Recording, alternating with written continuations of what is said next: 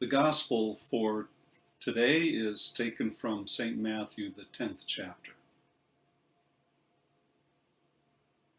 Jesus said to his disciples, "Whoever welcomes you welcomes me, and whoever welcomes me welcomes the one who sent me.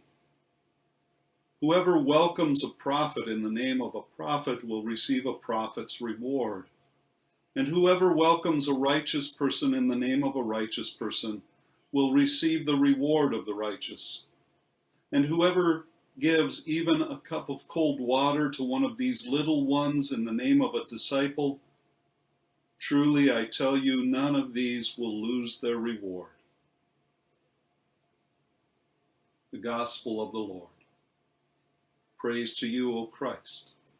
Amen.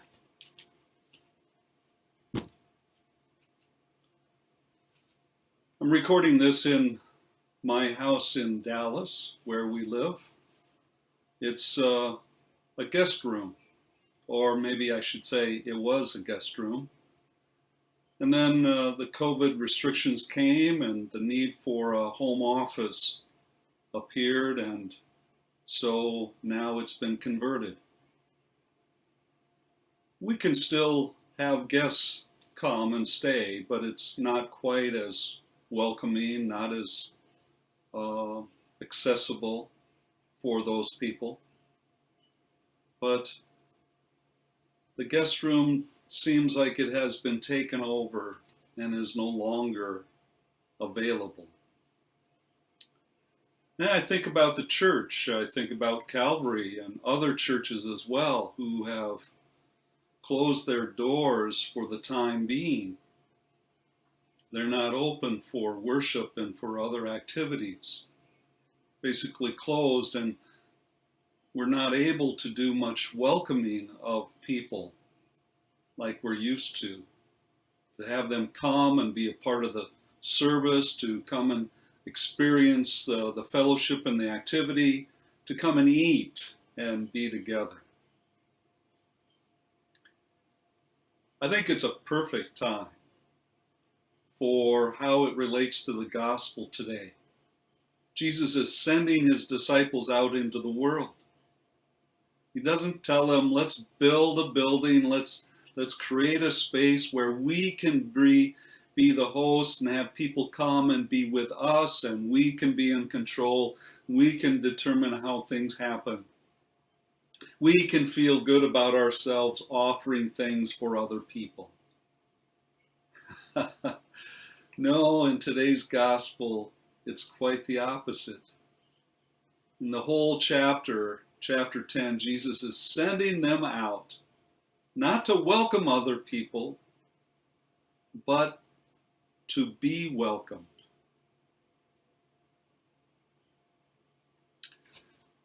We try so hard to be welcoming as the church. And it's not a bad thing. It's not a bad thing at all. What has happened, creating buildings and spaces where people can gather and worship and fellowship, learn, and hopefully in turn be sent. But that's the emphasis of the church, the early followers, or even for any followers of any time and place, to be the ones who are sent and to be the ones who are welcomed or not. Because the truth of the matter is, earlier in the chapter, Jesus says, I send you out, but you may not be welcomed everywhere. That's the truth and the reality of our world, plagued by sin's power, by resistance, and a power that defies and detests God and Jesus and all they stand for and all that they mean to do in our lives. There are people then who don't want or like Jesus and will reject us because of that.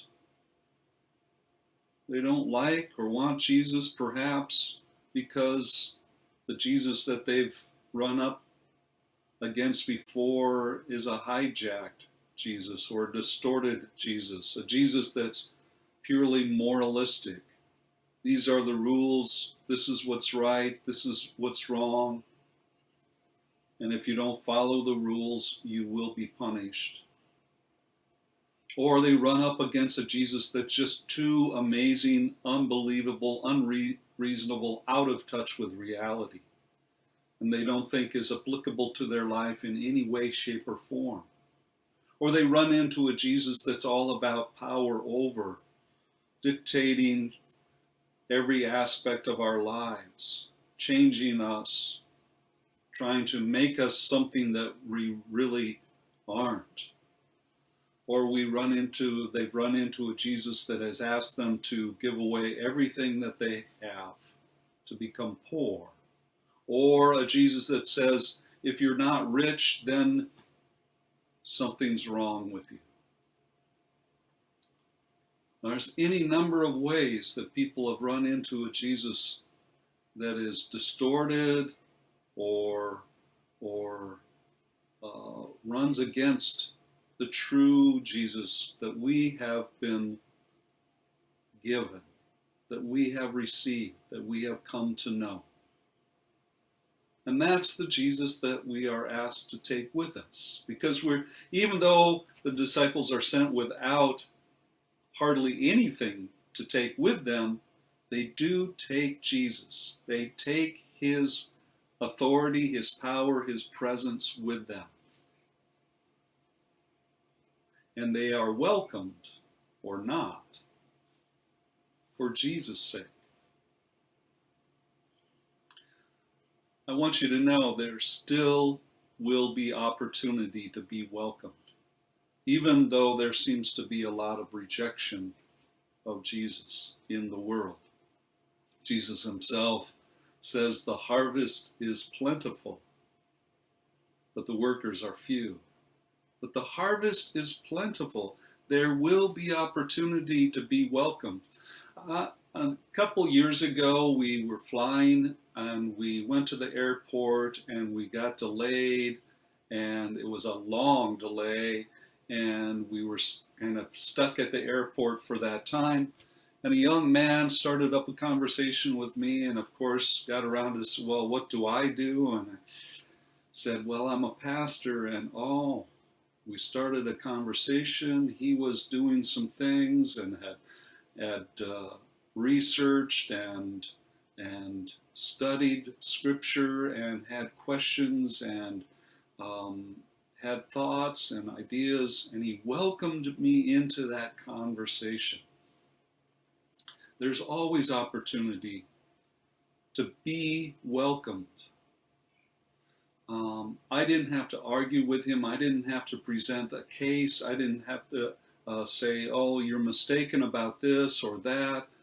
I just needed to be with him and offer what I had, what I experienced, the Jesus that I knew, that I have received and is present with me. There's another time that I think of how I was welcomed by a little one, by a young boy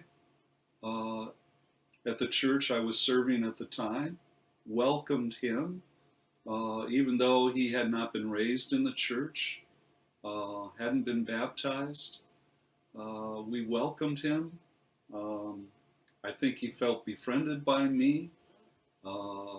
We ended up baptizing. He ended up being baptized, and I was able to do that. And he gave me a gift. I wear it today. This little cross, wooden cross, he gave to me. And I have a sense of how he welcomed me, welcomed Jesus, the Jesus that I shared, that I carry, because I've received that. He welcomed me. And I imagine that even right now on this YouTube videos that are being shared by Calvary, that someone may be welcoming us into their day, into their life, saying, yes, I want to hear, I want to know, I want to experience this Jesus that you bring, that you carry, that you yourselves have received. And it doesn't matter how much of Jesus that we carry or bring. We might have an idea that what Jesus we have is just not adequate, just so little. I mean, what do I know? What have I experienced? What kind of religious experience have I had? Might be limited, or we think so.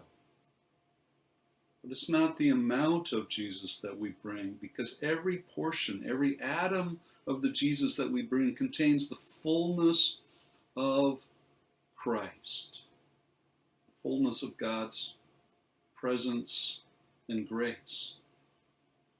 So take that with you. Take it with you. It's yours in Jesus Christ.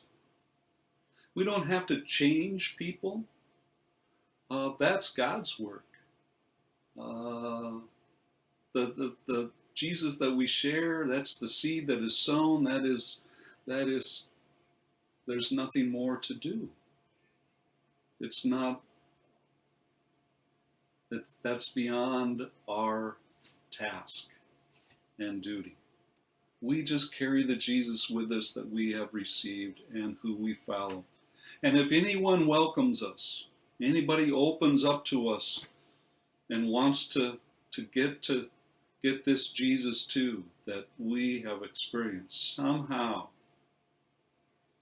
even though we are fragile, even though we are fractured, broken, foolish, doubtful, unknowing, fumbling, even forgetful, still the Jesus that resides in us and with us that we have received will be present and will be shared. So Jesus says, be a good guest. Be a good guest. You're not the host. You're not in control. And don't try to manipulate the situation. Just be a good guest. Be thankful. Thank you for letting me in, allowing me to share, allowing me to come and be present and bring the Jesus that I carry with me. Letting me bring that Jesus out. Be receptive, be accepting, be non-judgmental.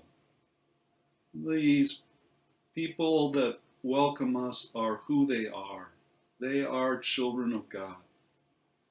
We don't need to change them. We don't need to determine whether they are worthy or not. Everyone is worthy. The one who welcomes us is worthy. Be flexible, be open. Don't have to be demanding. Things don't have to be a certain way. We can make ourselves fit in and go along, right? Paul talked about being, whether he was with the Gentiles or with the Jews or whoever he was with, he would make accommodations, he would accompany, he would be with them. He would accept their traditions, their culture, their food, their however it is. Be polite, be considerate. We don't need to be demanding. We have Christ to share. There is nothing beyond that is needful. Be helpful.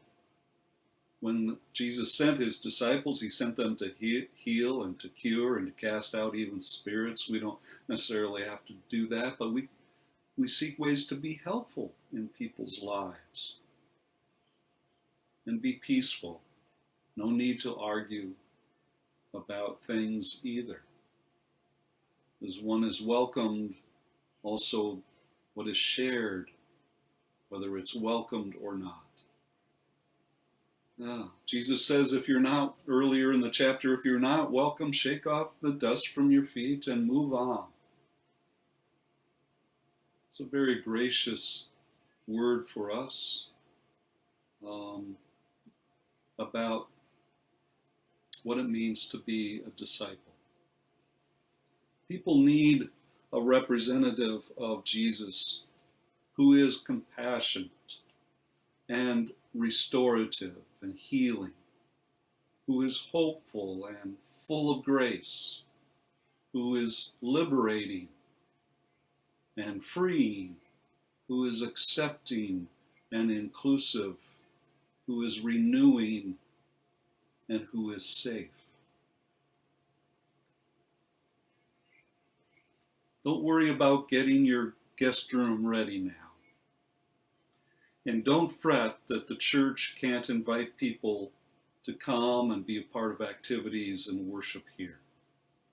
Don't be afraid of rejection. Take the Jesus that you have received, the one who is full of grace and compassion, blessing, life, and the beauty of God's kingdom, and be a gospel guest wherever and whenever you are welcomed. Amen.